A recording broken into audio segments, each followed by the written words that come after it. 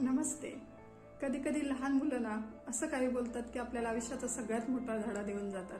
ही गोष्ट आहे एका छोट्या खेड्यातील छोट्या कुटुंबातील एका लहान मुलाची. एके दिवशी घरात आई वडिलांमध्ये जोराचं भांडण होतं. घरात तणावाचं वातावरण होतं आणि तो छोटा मुलगा एका घराच्या शांत कोपऱ्यात स्थिर उभा राहून ते भांडण बघत असतो. त्याला त्या भांडणाचं कारण समजत नव्हतं, पण आईच्या डोळ्यातलं पाणी मात्र त्याला दिसत होतं.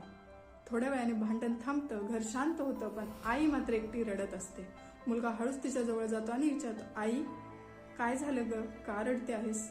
आई हलकसं म्हणते, काही नाही रे, असंच. पण मुलगा पुन्हा विचारतो, आई काय झालं, का रडते, सांग ना ग.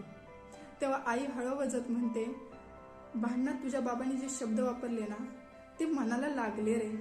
मुलगा काही क्षण थांबतो आणि मग आईला विचारतो, आई आपण दुकानात गेलो आणि एखादी वस्तू खराब असेल किंवा तिची एक्सपायरी डेट संपली असेल तर आपण घेतो का ग? आई म्हणते, नाही रे. मुलगा पुन्हा विचारतो, आई जर भाजी मंडईत गेलो आणि तिथील भाजी जर खराब असेल तर ती घेतो का ग? आई म्हणते, नाही रे. मग मुलगा शांतपणे म्हणतो, मग तसंच नाही, बाबांनी जे शब्द बोलले जर ते तुला दुखावतात तर ते शब्द मनात का घ्यायचे?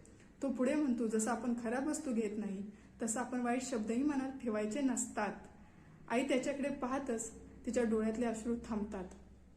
शेवटी काय तर त्या छोट्या मुलाने त्या दिवशी एक मोठा धडा दिला. आपण सगळं मनात घेत नाही तरच मन शांत राहतं आणि ज्या गोष्टीने आपल्याला त्रास होतो किंवा ज्याचा काही उपयोगच नाही त्या गोष्टी सोडून द्यावेत, त्यांच्या मनात का जागा द्यावी. आणि ही स्टोरी आवडली असेल तर चॅनलला लाईक, शेअर, सबस्क्राईब करा. थँक्यू.